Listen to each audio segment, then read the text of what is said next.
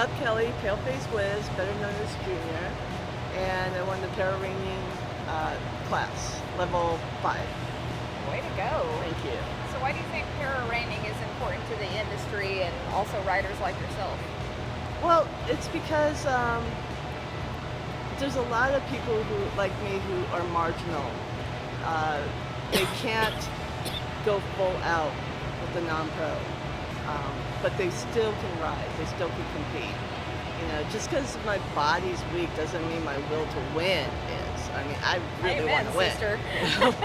Definitely want to win.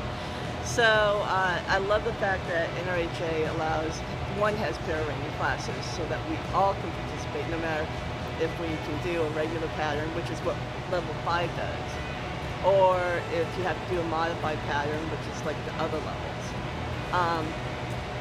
But I also have a variant from NRHA that allows me to hold onto the horn in non-pro classes so I can compete for safety reasons.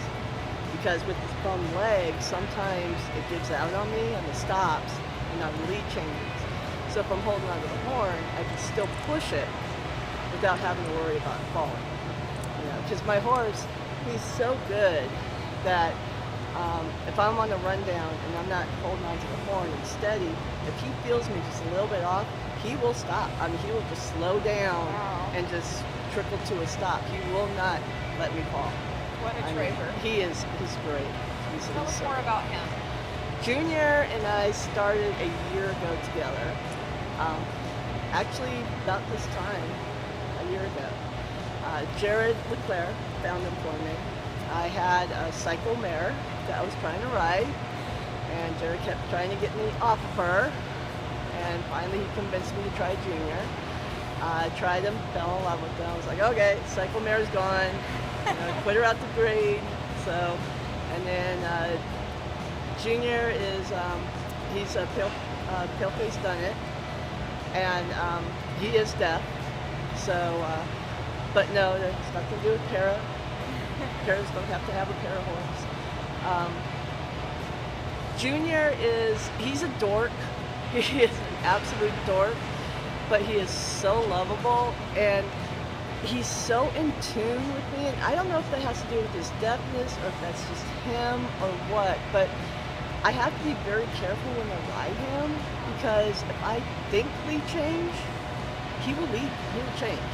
So I have to be very careful to think precisely when I want to do something and not think beforehand, because then he'll anticipate me and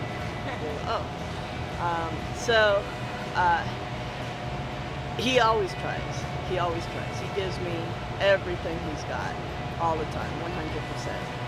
You know, even on his bad days, he might just dog me a little bit, but then I'm like, Junior, come on, man, I don't want to work either. And just circles, circles, circles. Yeah, they're boring. But you know, we gotta do it. He's like, okay, fine, we'll do it. You know, as long as I get to stop. He loves to stop. He loves to stop. So if he can stop at the end of the workout, he's happy. Was it difficult for you to adjust to riding a deaf horse? No, actually it wasn't. I talk to him. I say whoa. I cluck to him. I talk to him. I honestly think he can feel me talking to him. You know, he's very in tune. He is, and I think he can tell from my body language when I talk to him face to face. I think he picks up on my body language, how I'm saying it, what I'm saying. Because really and truly, they don't understand the words we're saying to him anyways. I mean, like with Wookie here, he doesn't understand what I'm saying to him. And I have full conversations with him, you know. So I just think they pick up on the body language, and he does. He does. I mean, every time I say whoa, even if I don't sit back, he does whoa for me. So I think he's hearing it through my body. Sure. You want to tell us about the run today? The run felt good. That felt really good. It really did. I wanted to push it. I wanted to see how far we can get, you know. Thursday, Gabrielle, the other para rider, she and I showed together against each other in Ocala last year, and she makes me work. She makes me work for it. So I wanted to see how hard I could push it today for Thursday. Thursday's a big day. That's the championships. It's 6 o'clock at night after freestyle. There's the audience in the Coliseum. So I wanted to kind of use today to prepare for it. I wanted to see how far we can go. And Junior, he answered everything I asked him for. Because Gabrielle's she's a tough one to show against. She really is. Where will your focus be now leading toward that championship later this week? Well, I wasn't too happy with my stops going on the right lead.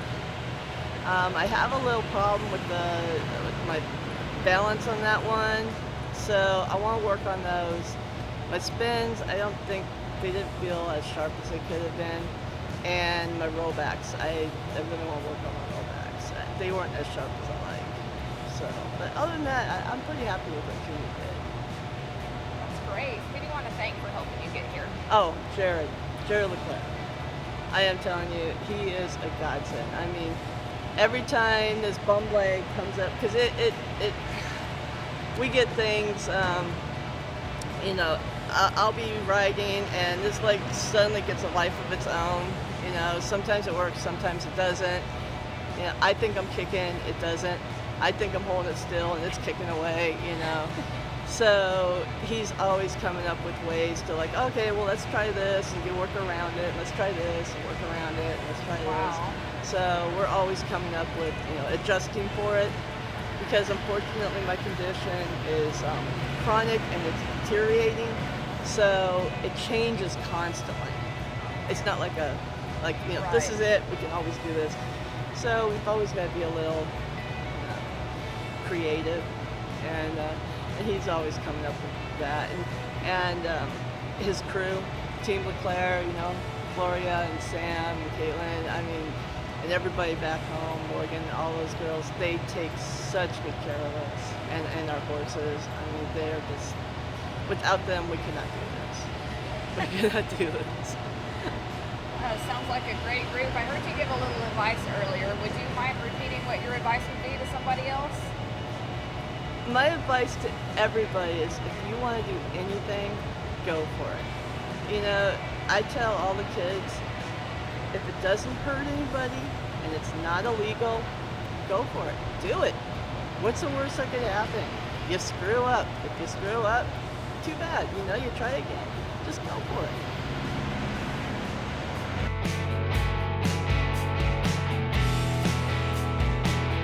I'm Frank Costantini, Senior Western Discipline Director with Markel. We are honored to be a sponsor of Tom McCutcheon's Virtual Horse Help, as the Virtual Horse Help has been providing the reining horse industry various analysis of the major events and some of the less secondary events going on around the country. Markel, as most of you already know, has been a corporate partner of the National Reining Horse Association for 30 plus years. Tom provides a service through his Virtual Horse Help to reiners and aficionados throughout the country and the world, and Markel basically does the same thing. We offer mortality insurance, farm and ranch insurance, and commercial auto insurance for the horse buying public. It is certainly gratifying to be here for as long as I've been involved, and also to partner with a resource such as Tom McCutcheon's Virtual Horse Help and the services they provide to the reining horse industry.